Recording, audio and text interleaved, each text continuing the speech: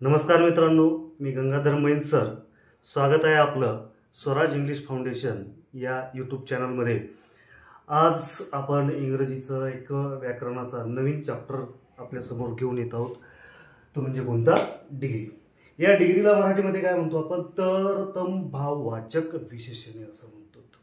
Degree या शब्दाला मराठीत काय म्हणायचं? तरतम भाववाचक विशेषणे. आता याच्यातही थोडंसं अडचण येते. तरतम भाववाचक म्हणजे कसे बाबा नेमके? तर बघूता, विशेषण हा शब्द आपण पाहू. विशेषण सगळ्याला माहिती आहे. नामाबद्दल अधिक माहिती सांगणाऱ्या शब्दाला आपण काय म्हणतो? विशेषण असं म्हणतो. The word which provides which gives more information about noun is called as adjective. विशेषण हे आपल्याला माहित आहे. मग त्याच्या अलीकडे पाहतो पूर्ण शब्द कोणता आहे? वाचक. वाचक या शब्दाचा अर्थ काय होतो? वाचन करणारा किंवा वाचा फोडणारा. मग दोन असे अर्थ निघतात, परंतु या ठिकाणी वाचा फोडणारा असा अर्थ घ्यायचा, पुस्तक वाचणारा असा घ्यायचा नाही. मग पुन्हा वाचा फोडणारा. पुढे अलीकडे होता पुन्हा एक शब्द. पुढचा कोणता आहे? भाव. आता भाव म्हणजे काय? किंमत. बरोबर आहे, पण ती किंमत इथं नाही. नाहीतर उगीच भाव म्हणलं तर ते काय होतं? एक माणूस जो असतो तो गहू घेऊन येतो घरी. घरी आल्याच्यानंतर शेजारी त्याला विचारतो, का हो, कसे आणले गहू?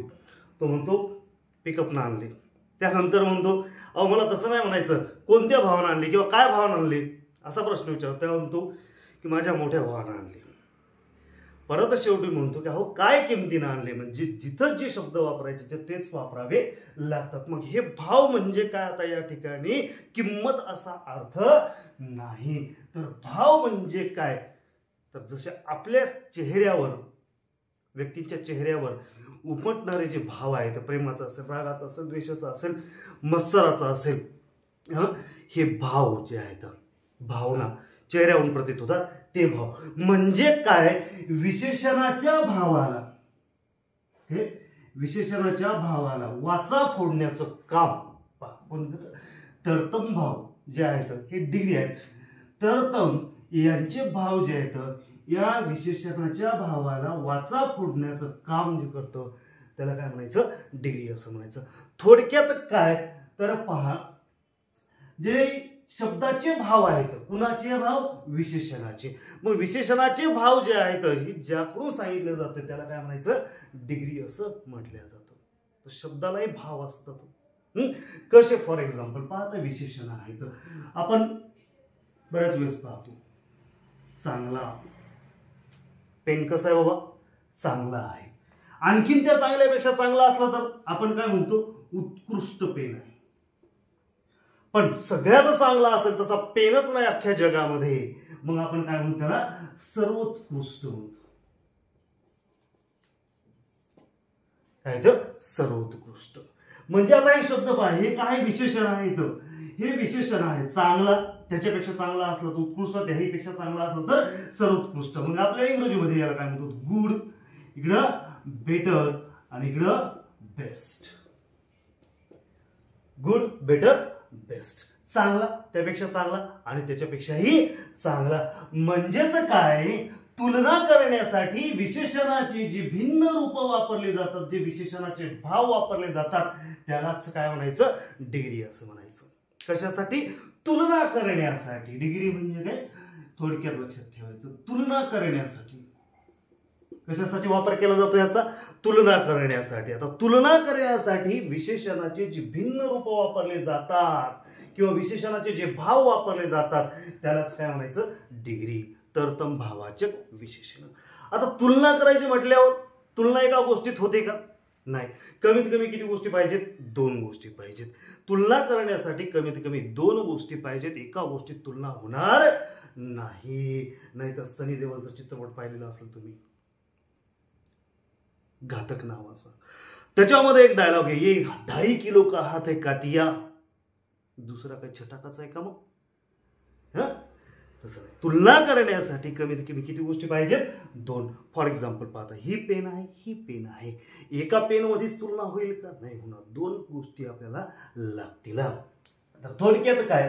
तुलना करण्यासाठी विशेषणाची जी भिन्न रूप वापरले जातात त्याला काय म्हणायचं? डिग्री असं म्हणतात. मग आता किती प्रकारचे आहेत? इंग्रजीमध्ये एकूण किती प्रकारची डिग्री आहे? 3. कोणती कोणती? Positive, comparative, superlative degree. बरोबर. समभाव, तरभाव आणि तमभाव हे पाहण्याच्या आधी आपण काय करू? या विशेषणाबद्दल माहिती घेऊ. या विशेषणाबद्दल काय घेऊ? माहिती. म्हणजेच काय तर ऍडजेक्टिव्ह जे आहेत हे वेगवेगळ्या डिग्रीमध्ये येतात. जसं पॉझिटिव्ह डिग्री असेल, आता इथे पीडी लिहितो शॉर्टकट. त्यानंतर कंपॅरेटिव्ह डिग्री असेल म्हणजे सीडी लिहितो शॉर्टकट मध्ये, आणि सुपरलेटिव्ह डिग्री असेल. Okay. Positive degree, comparative degree आणि सुपरलेटिव्ह डिग्री मध्ये जर एखादं विशेषण आलं तर त्या डिग्रीनुसार त्याच्यामध्ये बदल होत असतो. त्या विशेषणाच्या बद्दल आपण काय करणार आहोत? थोडीशी माहिती घेणार आहोत, म्हणजे डिग्री शिकायला आपल्याला सोपं जातं. फॉर एक्झाम्पल आता पॉझिटिव्ह डिग्री मध्ये एखादं जर ऍडजेक्टिव्ह आलं, कोणतं? टॉल.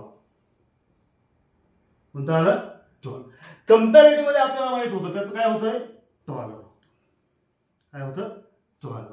आणि सुपरलेटिव्ह मध्ये काय होतं? टॉलेस्ट. आता या ठिकाणी काय झालं ते लक्षात घेऊता. ER जो आहे कंपॅरेटिव्ह मध्ये प्रत्यय लागलेला आहे, आणि सुपरलेटिव्ह मध्ये काय प्रत्यय लागलेला आहे? EST प्रत्यय लागलेला आहे. म्हणजे जेव्हा एखादं सर्वसाधारण विशेषण आलेलं असेल पॉझिटिव्ह डिग्रीमध्ये आणि ते जर आपण ट्रान्सफर करत असू कंपॅरेटिव्ह डिग्रीमध्ये, तर त्या कंपॅरेटिव्हच्या डिग्रीला ER प्रत्यय लागतो आणि सुपरलेटिव्ह मध्ये EST प्रत्यय लागतो. जसं दुसरं एखादं सांगायचं असेल तर ते उदाहरण घेऊ आपण.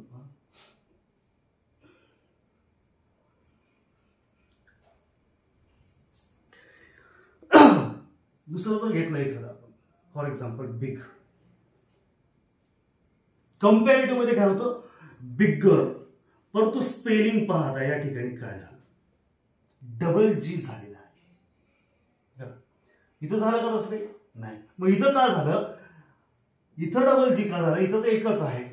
तर एक गोष्ट लक्षात ठेवायची, कुठल्याही विशेषणाचं शेवटचं अक्षर व्यंजन आलं असेल आणि त्याच्या पूर्वीचं अक्षर त्या संपूर्ण विशेषणामध्ये फक्त आणि फक्त एकच स्वर आला असेल तर शेवटचं व्यंजन पुन्हा लिहून कंपॅरेटिव्ह मध्ये त्याला ER प्रत्यय लावावा, आणि सुपरलेटिव्ह मध्ये सुद्धा ते शेवटचं व्यंजन पुन्हा लिहून त्याला EST प्रत्यय लावावा.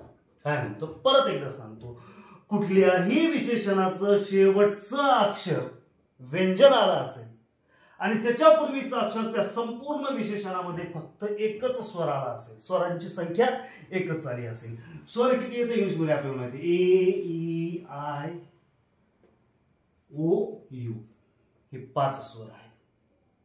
पहा, कोणत्याही विशेषणाचं शेवटचं अक्षर व्यंजन आला असेल आणि त्याच्या पूर्वीचं अक्षर त्या संपूर्ण विशेषणामध्ये एकच स्वर आला असेल तर ते शेवटचं व्यंजन कंपॅरेटिव्ह डिग्रीमध्ये पुन्हा लिहून त्याला ER प्रत्यय लागतो आणि सुपरलेटिव्ह मध्ये पुन्हा लिहून त्याला EST प्रत्यय लागतो. हे सर्व झालं. दुसरी गोष्ट, पुन्हा एक फरक होणार आपण पाहूया. जसं की बऱ्याच ठिकाणी आता एक शब्द आहे, कोणता? ब्युटिफुल. बरोबर. पॉझिटिव्ह डिग्री मध्ये जर ब्युटिफुल आला असं तर कंपॅरेटिव्ह मध्ये काय होतं? मोर ब्युटिफुल.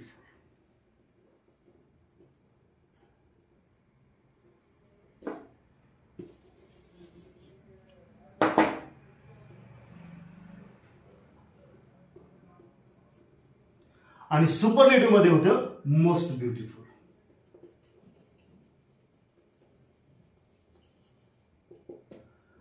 पहा, आता असंच मी एका विद्यार्थ्याला विचारलं पॉझिटिव्ह डिग्री मध्ये ब्युटिफुल आहे तर कंपॅरेटिव्ह मध्ये काय होईल? मुलगा होता 8वीचा.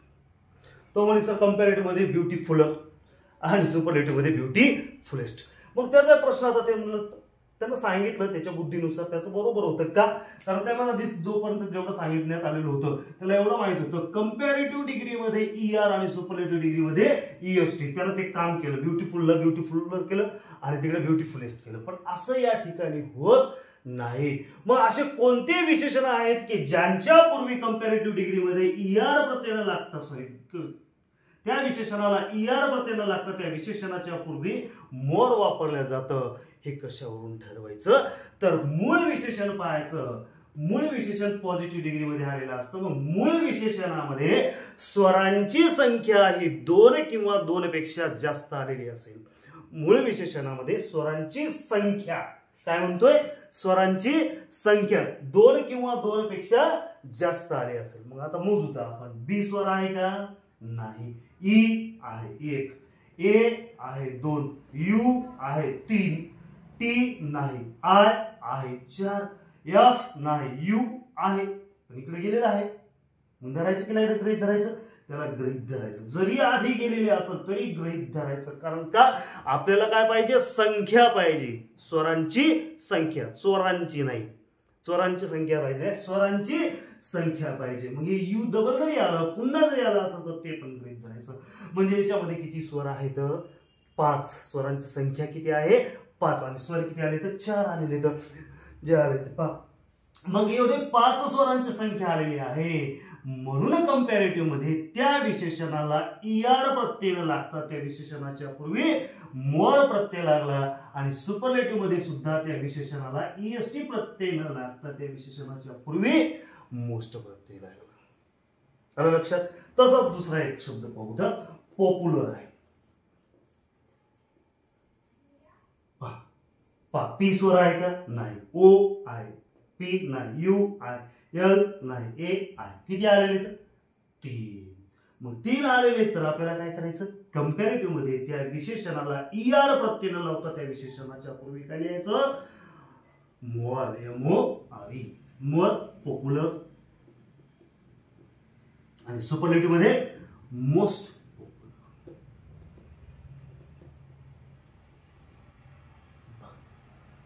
या पद्धतीने लक्षात ठेवायचं. आणखीन आता आहेत काही विशेषण जे इरेग्युलर असतात. जसं आपण आत्ताच पाहिलं. कोणतं? अनियमित येणारे. गुड. आता कंपॅरेटिव्ह मध्ये त्याला ER प्रत्यय लागत नाही आणि सुपरलेटिव्ह मध्ये सुद्धा EST प्रत्यय लागत नाही का मोर प्रत्यय लागत काय? त्याचा बदलच वेगळा होतो. गुड कंपॅरेटिव्ह मध्ये काय होतं? बेटर.